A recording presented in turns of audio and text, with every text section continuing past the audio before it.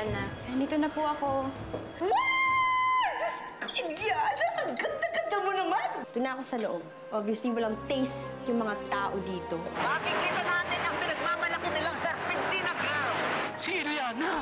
Sa dinami-dami ng tao, napadpad pa siya sa tatay niya. Kunin mo sa kanila si Iliana! Buksan natin yung libingan ng bata, pa-DNA test natin. Respetuhin mo naman ang bangkay ni Isabela. May I present to you our very own Serpentina girl. Alam ko na kung saan hahanapin niyan si Iliana. Ano po ang kinamatay ng anak ko? Hindi ko na maaalala eh. Masyado nang matagal yun eh. Bakit bigla nagtatanong yung tungkol sa anak niya? Parang nasususpecha siya na hindi namatay ang anak niya. Iliana, sa wakas. May tutulong po ba ako? Huwag mo na isipin yan. Ang intindihin mo na lang ay yung pagiging Serpentina girl mo. Kung alam mo lang, Eman, tunay kayong mag-ama. Ano naman pinaplaan mong gawin? Kailangan ko tulong mo, tay. Samahan mo ako. Salamat kasi kayo unang-unang naniwala sa akin. Iliana, you're beautiful. You're the most beautiful girl I've ever met. Excuse me, may naghahanap siya sa labas. Talagang bumababa talaga yung standards mo, no? Huwag mong pilitin ipagkumpara ko kayo. Baka hindi mo magustuhan yung sasabihin ko sa'yo.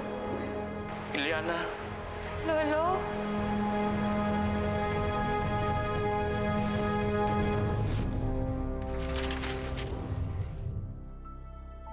Iliana. Lolo?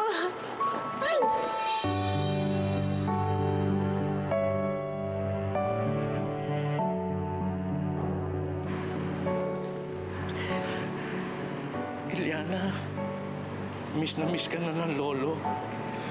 Hello? Miss na rin po kita. Ano bang ginagawa mo dito? Hindi ka nababagay dito. Sumama ka na sa akin. Umuwi na tayo, apo. Umuwi ka na sa lolo.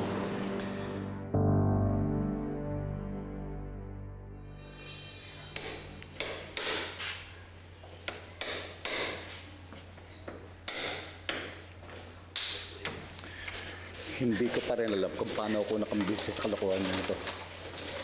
Napakadelikado yung ginagawa natin na yan. Makakasuhan tayo niyan. Tay, kailangan ko malaman ng totoo.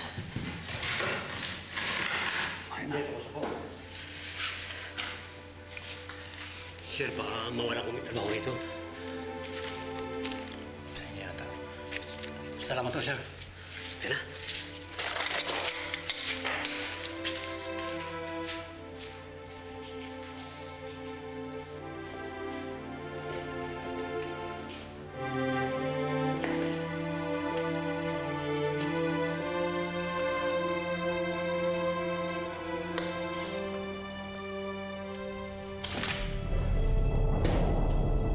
Wala naman ito.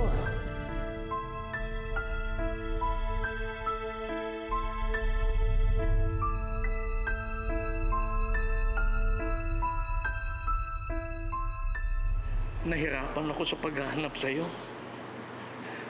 Kung hindi ko pa nakita yung billboard mo, hindi ko malalaman na nandito ka. Sumama ka na sa akin.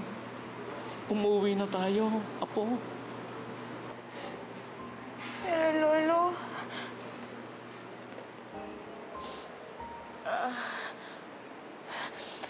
huwag mo sana sasama loob niyo, ha? Ayoko na po sana bumalik doon. Mahal ko po kayo, Lolo, pero ayoko na pong makulong ulit, eh. Lolo, lungkot-lungkot po kasi mag-isa, eh. Hindi na kita ikukulong. Pangako ko yun sa'yo. Hindi ka na babalik sa basement.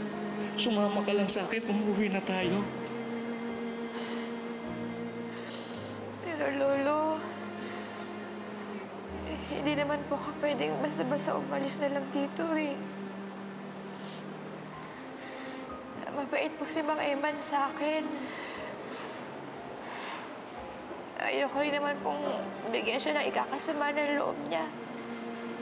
Kaya ba, mas pipiliin mong ang lolo mo ang sasaktan mo? Lolo naman, eh. Hindi naman po sa ganun. Kung ganun, patunayan mo. Sumama ka na sa akin. Halika na, umuwi na tayo. Sinasabi ko na nga na tama Tama ang hinala ko. Nagsinungaling mga magulang ni Isabel. Niloko nila ang anak nila. Paano nila naatin yun?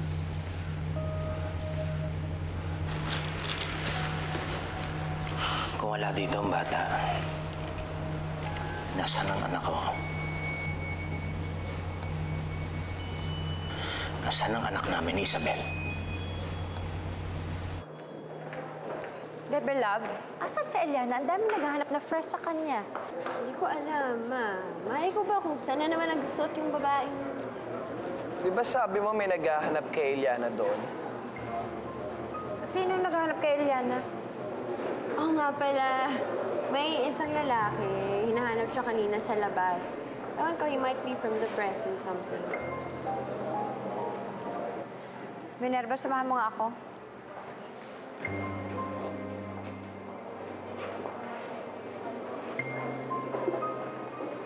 So tell me, wala talaga naghahanap kay Eliana, no? Ano? Hello, meron kaya? Teka lang, anong gusto mong palabasin? Nag-iimbento ko? Diyan ka na nga.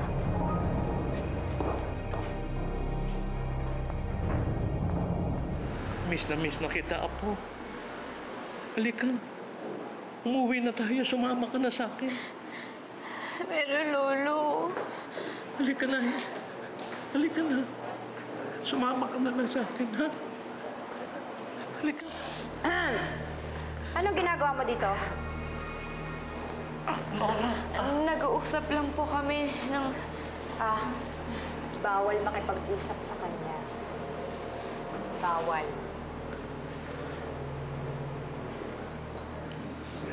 Sandali lang. Pag sinabi ko pumasok ka na. Ikaw, siguro nagsaspy ka, no? Kumukuha ka ng information sa model natin. Hoy, Eddie Cascabel, alam ko na yung taktikang yan. Hindi mo na ako mautakan. Wais na to, Eddie Cascabel! Baka hindi yun ang pinag-uusapan namin ni Eliana. Walang kinalaman sa negosyo ito. Bolahin mo ang lelang mo. Eh ano pang rason? Bakit ka pupunta dito? Bawal ka dito. Umalis ka na. Dali! Hayaan mo, kausapin ko lang sandali si Eliana. Hindi nga pwede. Hindi mo ba naiintindihan? Pag nagpumilit ka pa, ididimanda na kita ng trespassing. Nakikita mo yan, ha? Ha? Mga CCTV, ha? Pangmayaman, di ba? Hindi ka na bagay dito. Doon ka, sa talunan mo. Shop! Dali! Ay mo umalis? Guard!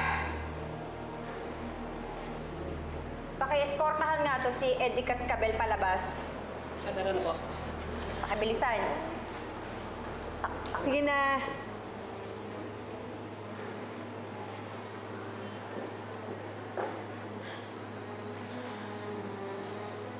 Bakit niyo siya pinagtulakan? Bawal ka makipag-usap sa lalaki na yun. Pero bakit po? Di ba Cascabel yun? Ang mga Cascabel, kaaway ng mga taga-Serpentina.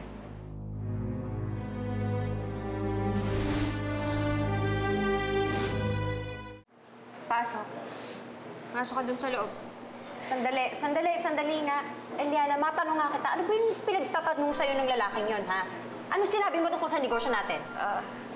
Wala naman po kami pinag-usapan tungkol sa Serpentina. Siguraduhin mo, ha? Dahil pag may mga impormasyon na nakarating sa mga Cascabel, ikaw lang ang sisisihin ko. Bawal ka usapin ng mga karibal! Karibal? Ano po yun? Ano ka ba, Eliana? Mangmang ka ba talaga? Karibal, di mo alam, ha? Karibal, kalaban, kakumpetensya. Yung mga yan, yung mga Cascabel na yan, yung buong pamilya niyan, yan ang pinakakalaban na negosyo natin. Kaya huwag kang lalapit sa kanila, huwag kang makikipag-usap. Naintindihan mo? Ha? Naintindihan mo? Kung ayaw mo ako o si Sir Eman mo magalit sa'yo, sumunod ka sa sinasabi ko. Hoy, punasan mo yung luha mo. Makita ka ng mga tao. Kara, pasok mo na sa Eliana. Punasan mo luha mo.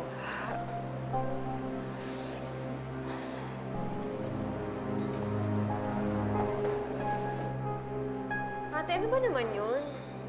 Bakit naman ganun yun? Ang kapal-kapal naman ng mukha nung Eddie Cascabel na yun. Punta-punta pa siya dito. Ikaw ba mangmang ka rin? Di mo ba naiisip? Ganun na siya kadesperado. Ibig sabihin, ganun na siya katakot. Kalain mo yun? Pagpunta dito, kapal. Takot. Takot. Ibig sabihin, magaling tayo. Nakaharap mo na pala. Bakit hindi mo pa inuwi? Sana kinaladkad mo na lang. Aurora, ang dami-daming tao doon. Ayoko naman mag-iskandalo. At isa pa, lalong hindi sasama sa akin si Eliana kung dadaanin ko sa dahas. Makukumbinsi ko na sana, pero dumating si Nora. Hindi ko naman masabi doon sa dalawa na apo ko yun. Paano natin ngayon babawiin si Eliana? Kailangan natin siya, Eddie. Kailangan natin yung swerteng dala niya. Ang inaalala ko lang, baka magkaalaman si Eliana at si Eman na mag-ama sila. Hindi mangyayari yun. Dahil wala naman nakakaalam ng sikreto bukod sa atin. Kung malaman man ni Eman na nabuntis niya si Isabel, wala na siyang magagawa, wala na siyang mahahabol. Paninindigan lang natin ang kwento natin na talagang patay na ang anak nila. Hanggang kailan, Mama? Nagtatanong na si Isabel. Hanggang kailangan. Kaya ikaw, tumahimik ka.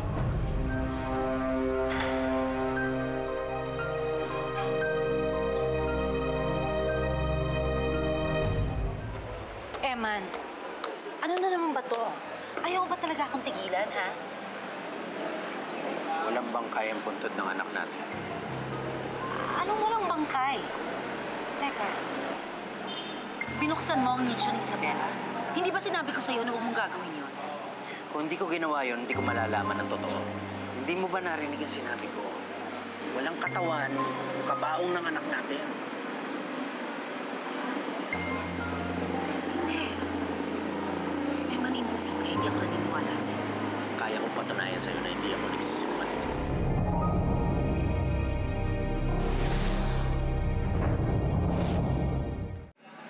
Eman, ginugulo mo na naman ako. Ano na naman bang kalokohan nito, ha? Sila ang gumagawa ng kalokohan. Yung mga magulang mo. Ba't hindi ka naniniwala sa akin? Hindi ako para gumawa ng kwento tungkol sa anak natin. Isabel, kaya kong patunayan sa'yo na hindi ako nagsisinungaling. Para matigil na ito lahat. Halika. Sumama ka sa akin. Para makita mo sa sarili mo.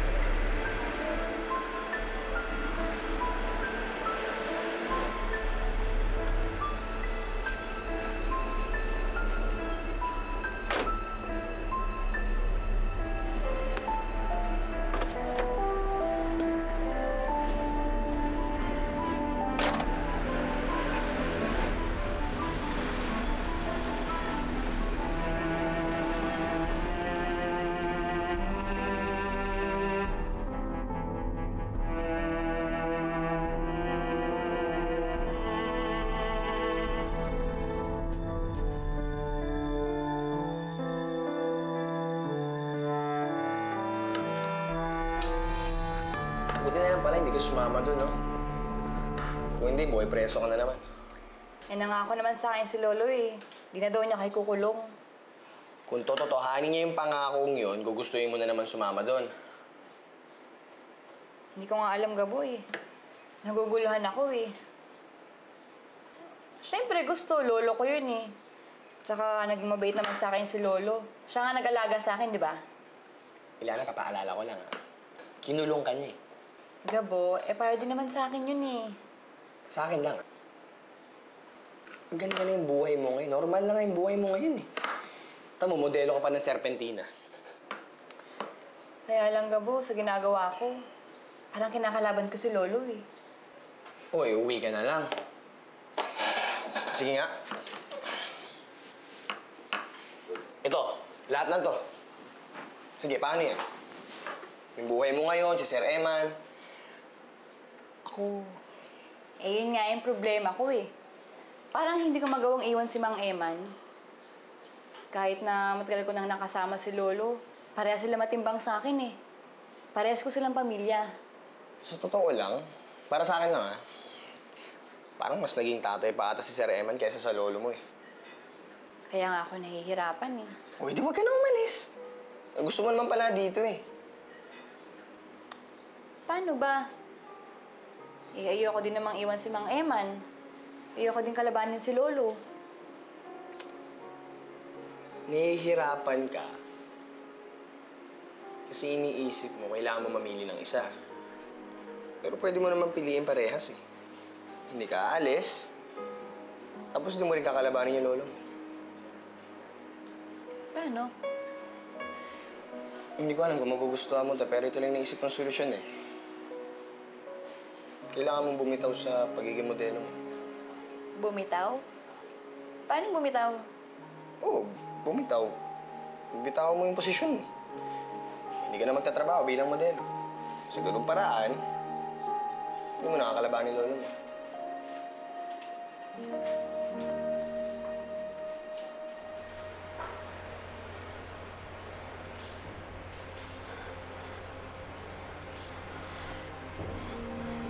Eman, paano nila nagawa sa akin to?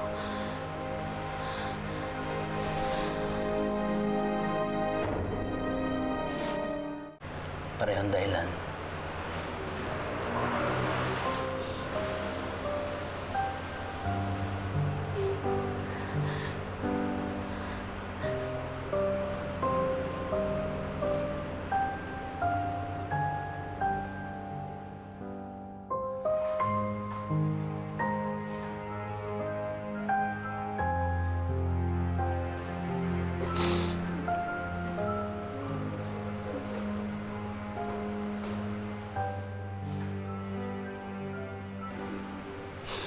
Bakit ako niloko?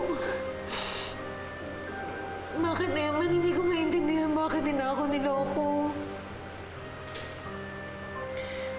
Parehong dahilan kung bakit nila ako niloko. Pinaghihiwalay nila tayo. Ayaw nila tayo magkatuluyan. Pero, Eman, apo nila si Isabela. Anak ko yun. Wala silang karapatan na itago sa akin ang anak ko, ipagkait ang sarili kong anak ko sa akin. At saka kasal na kami ni Basti noon. Wala silang dahilan para itago sa akin yung bata. At saka si Basti, tanggap niya. Inako niya yung anak natin, Eman. Hindi kaya kasama si Basti. Kasama siya sa panlolokong ito. Hindi niya matanggap na meron tayong anak.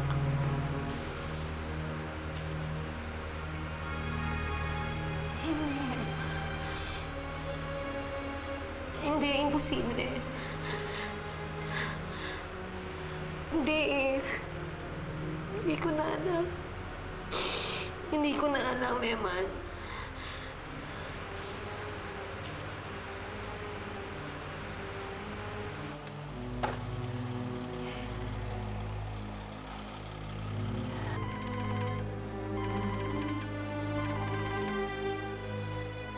Hello, Basti. Isabela, saan ka? Nasa opisina. Duman ako kanina. Pero wala ka doon. Umalis lang ako sandali. Lumabas ka na, hindi mo dala yung sasakyan mo. Kanino ka sumakay? Sino kasama mo? Nagsisinungaling ka ba sa akin? Magkasama kayo ni Eman, ano? Mamaya na lang tayo mag-usap.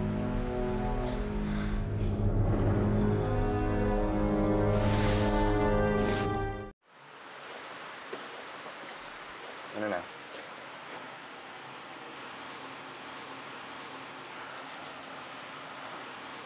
Maganda talaga siya, no? Kung makatango ko ngayon, parang wala lang. Pag nakaharap ka sa kanya, tulala ka. That's not true. Anong hindi? You like Eliana. Admit it or not. Pero alam mo, I don't blame you. It's a hard situation to be in. Isipin mo, yung ex mo at yung bagong prospect mo sa isang bubong, hirap kaya dumiskarte ng dami ng chicks. Ito naman. Kanina ko nagmahal. Julian. Marga, kanina pa ba dyan? Pinabibigay lang ni Mami. Bayad daw sa Victoria. Sige. Go ahead.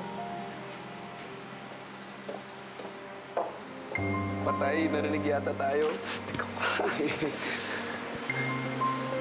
Totoo naman eh. Hassle ka. Ay. Sorry. Hindi ko alam.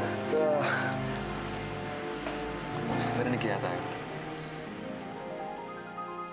Sayang naman kung magra-resign ka, Eliana. Mas mabuti na rin siguro yun ha. Kesa naman magmukhang kinakalaban ko si Lolo. Sayang pa rin. Bagay na bagay pa naman sa iyong maging modelo. Ang galing-galing mo na mag-post ka sa mga pictures, oh. Hindi naman mahalaga sa akin pagiging modelo eh. Ang importante, hindi sasama yung loob sa akin ni Lolo. At saka ikaw, wag mo nga akong binobola dyan. Tinuturuan lang naman ako ni Julian mag-post eh, kaya ako nagagawa yung mga yun eh. Ang bait na rin ni Julian sa'yo, no? Alam mo ba? Tingin siya ng tingin sa'yo ng grand opening. Tinititigan ka niya. Uy! Hindi naman eh. Hindi mo lang nakikita kasi nakatalikod ka. Ako, nakikita ko kasi nasisilip ko kahit nasa likod ako ng buhok mo. Talaga? Siguro, may gusto na rin yun sa'yo, no? Uy! Uy, ikaw tumigil ka nga. Ito, niloloko mo na naman ako, ha? Kukurating kita dyan, eh. Maski kinikilig ka pa sa akin, ha? Di ba nangako sa akin na hindi ka lalabas kapag maraming tao? Hindi ka na naman sumusunod sa usapan natin, ha? Nangako pa nga sa akin nun, eh. Naku, kukurating kita. Maski kinikilig ka pa sa akin, ha? Ikaw... Ay, naku, baka ikaw may gusto dun, no? Tinan mo, ang likod-likod mo pa. Eman, kailangan ko na umalis. Isabel, hanapin natin ang bata. Pero paano? Saan natin hahanapin ang anak natin? Hindi ko alam kung paano tayo magsisimula. Para magtulungan tayo. Hanapin natin siya.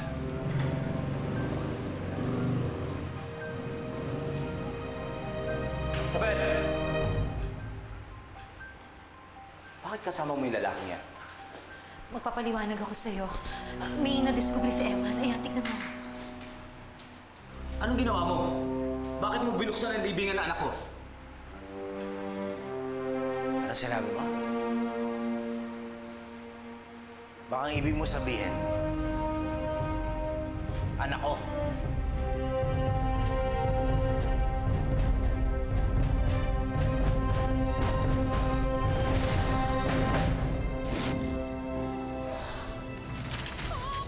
Kung dakilang mga aagaw. Ibabalik ko sa'yo pagiging Serpentina girl. Tunayan mo muna, tsaka tayo mag-usap. Nasaan ang anak ko, Basti? Wala akong alam. Nasaan ang anak ko, Basti? Huwag mo akong pagbibintangan! Anong ginawa niyo sa anak ko? Wala si Isabela sa kabaong niya. Saan niyo dinala si Isabela? Siguro panahon na para sabihin natin sa kanya ang totoo. Ang isipin mo ngayon kung paano mo tuturuan ng leksyon yung Emma na yan. At habang ginagawa mo yan, bawiin mo na rin sa kanya si Eliana. Gusto ko lang po sana magpaalam.